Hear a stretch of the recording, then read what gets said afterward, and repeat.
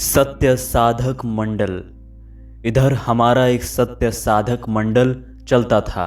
हम कुछ लोग शनिवार की शाम को एक जगह बैठकर सत्य, ईश्वर, धर्म आदि पर चर्चा करते थे।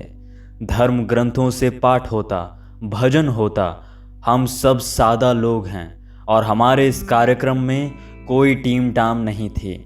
सत्य की टीम टाम हो तो लोग पूछने लगते हैं कि इसके लिए खर्च कौन सा असत्य दे रहा है। अब ये सवाल खड़ा होता ही है कि सारे भारतवासी ध्यान में खो जाएं। इसके प्रचार के लिए कौन से चोर धन दे रहे हैं। हम हर तरह के संदेह से परे थे। कुल 15-20 लोग आते थे। ज़्यादा प्रचार नहीं था। प्रचार हो जाता तो हमारे सत्य को कोई बड़ी पार्टी झपट लेती। मैं इसलिए चला जाता था कि मेरे घर से साधना कक्ष 10 कदम पर है। सत्य पास ही मिलता है तो मैं उसे ग्रहण कर लेता हूँ। दूर नहीं जाता सत्य के लिए, उसमें रिक्शा किराया लग जाता है। 2-3 रिटायर्ड लोग आते थे। इनके लिए सत्य शोधन बैठे से बेगार भली जैसा था। एक प्राइवेट कॉलेज के 3 अध्यापक आते थे, जहाँ 6-6 महीने वेतन नहीं मिलता था। जिसे 6-6 महीने वेतन न मिले वो वैसे ही आध्यात्मिक हो जाता है। कहते हैं जनक विदेह थे, यानी देह की सुधबुध नहीं रहती थी। ये तपस्या का परिणाम नहीं था। जिसके घर में 4 लड़कियां बिन ब्याही बैठी हों वो विदेह हो ही जाएगा। कॉलेज की एक युवा सुंदरी अध्यापिका मिस सक्सेना आती थीं, पर उनका तबादला हो गया और वे अपने सामान के साथ हमारे 4 साधकों का सत्य बांधकर ले गईं। चारों ने आना छोड़ दिया। हमने मोहल्ले में रहने वाले आयकर अधिकारी को लाने की कोशिश की। सोचा व्यापारी उनकी देखा देखी आने लगेंगे, पर वे नहीं आए, क्योंकि आयकर की सत्य साधना एकांत में होती है। फिर चोपड़ा साहब हमारे मंडल में आने लगे। वे इमारतों के ठेकेदार थे। उनके शामिल होने से हमारे सत्य में थोड़ी बुलंदी आई। चोपड़ा साहब निहायत भले इंसान थे, बड़े सरल और बड़े निष्ठावान। वे पहले ही दिन जब आए तो प्रसाद साथ ले आए थे, पेड़े और बर्फी। हमारी सत्य साधना में उन्होंने मिठाई का प्रवेश करा दिया। इससे सत्य में कुछ कटुता रही हो तो वो चली गई। भजन के बाद फौरन चोपड़ा साहब उठे और लीजिए जी प्रसाद कहकर सबको मिठाई बांटी। इसके बाद आंखें बंद किए जरा देर खड़े रहे और बड़ी गंभीरता से बोलने लगे। सवाल है जी कि सत्य क्या है, ईश्वर क्या है, व्हाट इज गॉड। बड़े बड़े साधु महात्मा ऋषि मुनि सोचते रहे, मगर जवाब किसी को नहीं मिला। भगवान कृष्ण ने कहा कि मैं ही सब कुछ हूँ। हे अर्जुन, तू सब धर्म छोड़कर मेरी शरण में आ जा। मंसूर ने कहा, अनलहक यानी मैं ही ईश्वर हूँ। उसे सूली पर चढ़ा दिया गया। कहा है, किया दावा अनलहक का, हुआ सरदार आलम का। अगर चढ़ता ना सूली पर तो वो मंसूर क्यों होता। मूसा तूर पर ईश्वर का दर्शन करने गए थे। वहाँ ऐसी रोशनी हुई कि मूसा को गश आ गया। वे कुछ नहीं देख सके। कहा है, देखना आपका तस्लीम, मगर क्या देखा। कबीर कहते हैं, हमारा यार है, हम में हुम्मन को इंतजारी क्या। तो जी सत्य ही ईश्वर है और ईश्वर ही सत्य है। वो हमारे अपने अंदर है, मगर हम उसे देख नहीं सकते। सवाल है, क्यों देख नहीं सकते? बताइए, क्यों नहीं देख सकते सत्य को और ईश्वर को? इसमें रुकावट है हमारा अहम, हमारा मैं, हमारा सेल्फ, हमारा ईगो। हमने मेरा तेरा लगा रखा है। हमारा मैं सबसे ऊंचा होता है। तो दोस्तों, जब तक हम इस अहम को, मैं को, सेल्फ को, ईगो को नहीं गलाएंगे, तब तक सत्य और ईश्वर को नहीं पा सकते। तो आइए हम इस अहम को, मैं को, सेल्फ को, ईगो को गलाएं, खत्म कर दें इसे। मैंने बहुत संक्षेप में उनके प्रवचन का सार ही दिया है। वे लगभग आधा घंटा बोले होंगे, बोलकर संतुष्ट भाव से बैठ गए और थोड़ी देर ध्यान मग्न ही रहे। अगले शनिवार भजन के बाद चोपड़ा साहब फिर उठे और लीजिए जी प्रसाद कहकर बर्फी बांटी। फिर थोड़ी देर आंखें बंद करके खड़े रहे।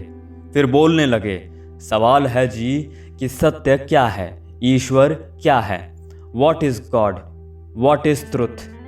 फिर अंत किया, तो आइए हम इस अहम को, मैं को, सेल्फ को, ईगो को गलाएं, खत्म कर दें इसे। हर बार चोपड़ा साहब ये करने लगे। भजन के बाद उठते, आंखें बंद करके ध्यान करते और प्रवचन शुरू कर देते। प्रसाद वितरण और प्रवचन एक दूसरे से इस कदर जुड़े थे कि दोनों के बीच में विसर्जन की गुंजाइश नहीं थी। परेशान हम लोग सब थे, पर बड़ी गंभीरता से ध्यान से हम प्रवचन सुनते रहते। चोपड़ा साहब हम सब पर चौकस नज़र रखते हुए बोलते। हम कुल 12-15 तो होते ही थे। हम अगल बगल भी नहीं देख सकते थे, एक दूसरे के कान में रिमार्क भी नहीं डाल सकते थे, मुस्कुराकर हल्के भी नहीं हो सकते थे। इस मामले में पक्का गाने वाले कितने दयालु होते हैं जो आंखें बंद करके गाते हैं। श्रोता हंसकर, फुसफुसाकर, रिमार्क करके हल्के हो जाते हैं, जो चाहें खिसक सकते हैं। गायक का स्वास्थ्य अच्छा रहता है। एक बहुत वृद्ध पक्के गायक ने आंखें बंद करके 2 घंटा गाया। मैं सोचने लगा, इनकी इतनी लंबी उम्र और ऐसे अच्छे स्वास्थ्य का कारण क्या है। समझ में आया, वे आंखें बंद करके गाते हैं। अगर आंखें खोलकर गाते तो अपने श्रोताओं का हाल देखकर जवानी में ही वे हाय खाकर मर जाते। चोपड़ा साहब के चले जाने के बाद अब उनकी आलोचना होने लगी। सत्य साधक पीठ पीछे आलोचना करते हैं। मिश्र जी कहते, चोपड़ा साहब अच्छे आदमी हैं पर परेशान करते हैं। आधा पौन घंटा वही प्रवचन हर बार करते हैं। शुक्ल जी ने कहा, हाँ भाई, बैठना मुश्किल हो जाता है। उन्हें खुद इतना समझना चाहिए कि लोगों को परेशानी होती है। हर बार वही सवाल है जी कि सत्य क्या है, ईश्वर क्या है। और अंत में तो आइए इस अहम को, मैं को, सेल्फ को, ईगो को गला डालें। आखिर वे क्या अपने को सबसे ज्ञानी समझते हैं? मिश्र जी ने कहा, वे प्रसाद लाते हैं, आप तो कोई नहीं लाते। जो प्रसाद लाएगा वो प्रवचन करेगा ही, और आपको सुनना होगा क्योंकि आप प्रसाद खाते हैं। हम कुड़मुड़ाते थे और सहते थे। चोपड़ा साहब का स्वास्थ्य अच्छा था, वे किसी शनिवार को बीमार नहीं पड़े। शुक्ल जी ने एक दिन कहा, हर बार चोपड़ा साहब ही प्रसाद लाते हैं, अच्छा नहीं लगता, कभी हमें भी ले चलना चाहिए, क्या ख्याल है? मैंने कहा, आप बिल्कुल ठीक कहते हैं, मैं भी ऐसा ही कुछ सोच रहा था। शुक्ल जी ने कहा, तो इस शनिवार को मैं प्रसाद ले चलूँगा। शनिवार की शाम को हम एकत्र हुए। शुक्ल जी प्रसाद का डिब्बा बगल में रखकर बैठ गए। थोड़ी देर बाद चोपड़ा साहब भी आए और अपनी जगह पर बैठ गए। साधना हुई, भजन हुआ। चोपड़ा साहब तो इत्मीनान से प्रसाद लेकर उठते थे, उन्हें कोई जल्दी तो थी नहीं, ये उनका नियमित कार्यक्रम ही था। पर शुक्ल जी पहली बार प्रसाद लाए थे। वे उत्तेजित थे और हड़बड़ी में थे। वे भजन खत्म होते होते ही उठ खड़े हुए और प्रसाद बांटने लगे। उत्साह में वे ज़्यादा प्रसाद ले आए थे। बर्फी के 2-2 टुकड़े बांट रहे थे। मैंने देखा चोपड़ा साहब कुछ परेशान थे। वे कड़ी नज़र से शुक्ल जी को देख रहे थे।